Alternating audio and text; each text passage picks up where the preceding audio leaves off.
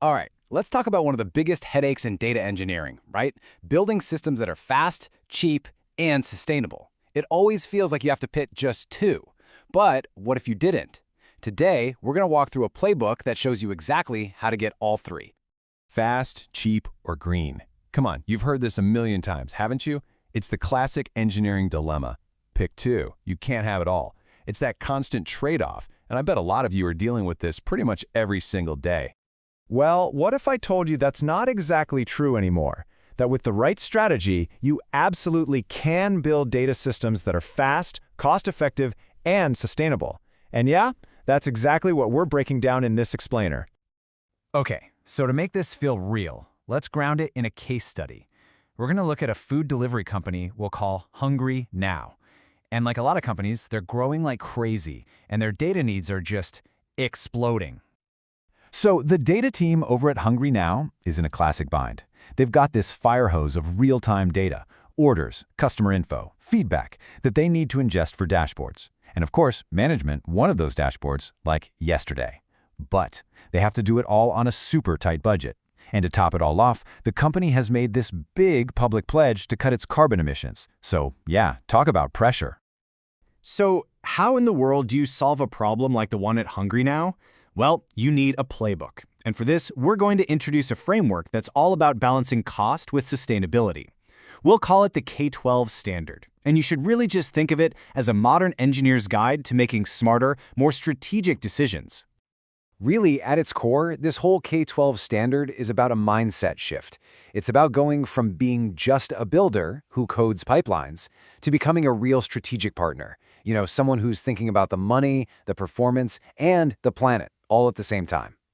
And the first piece of that strategic puzzle is, of course, the money. You know, back in the day, it was all about CapEx, capital expenditure, these huge upfront costs for buying your own physical servers. But in the cloud, the whole game has changed. Now it's all about OPEX, operational expenditure, these ongoing pay-as-you-go costs.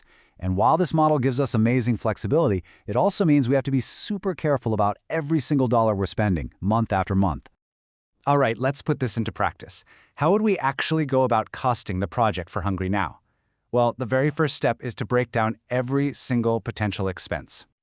See, when you break it down like this, the costs suddenly become real. They become tangible. We can put a number on our cloud storage with Azure Blob. We can estimate our compute with Azure Data Factory. We can figure out the dashboarding licenses for Power BI. And just like that, what was a vague project now has a concrete budget. This is something you can actually take to management with confidence. But hey, remember what we said? This playbook isn't just about saving cash. It turns out that a lot of the same decisions that affect our budget, well, they also directly affect our carbon footprint. So to hit that big net zero goal, we've got to be smart and design for sustainability right from the start.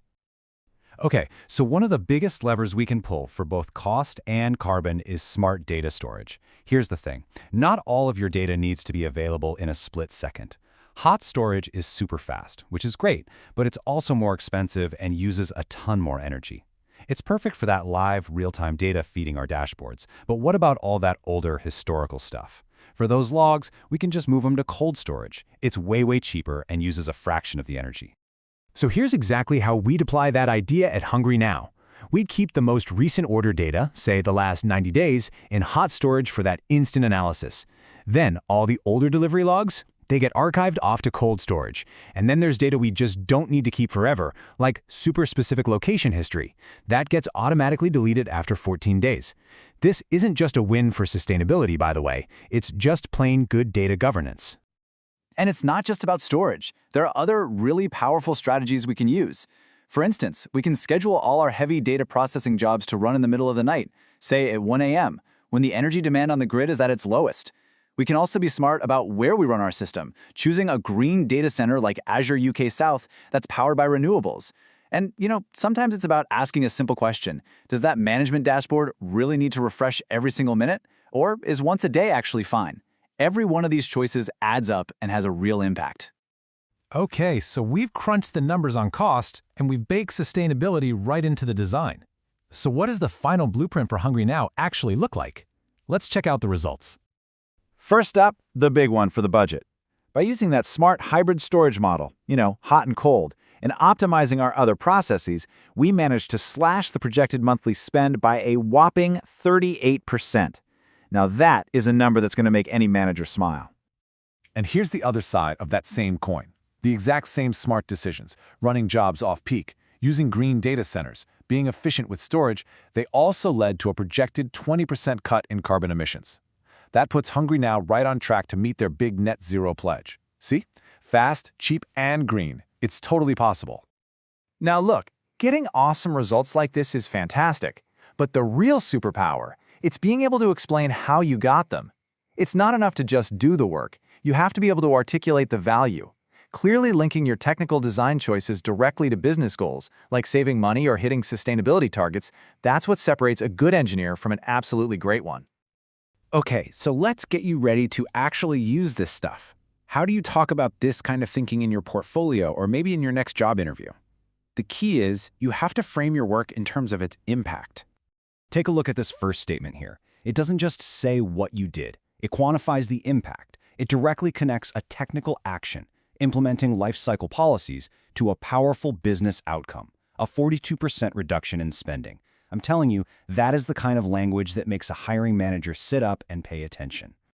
And here's another great example, this time focusing more on sustainability. It's the same formula, right? You're connecting a specific action, moving ETL jobs, to a quantifiable metric that supports a major company goal. This shows you're not just a coder. It shows you're thinking about the entire business, the whole big picture. So, we're going to leave you with a question to chew on. Take a hard look at your own projects, at your own data stack. Where is the waste hiding? Is it in those compute clusters that are running 24/7 for no reason? Is it in terabytes of data you're storing but nobody has actually touched in years? Finding that waste, that's your first step to building systems that are truly fast, cheap, and green.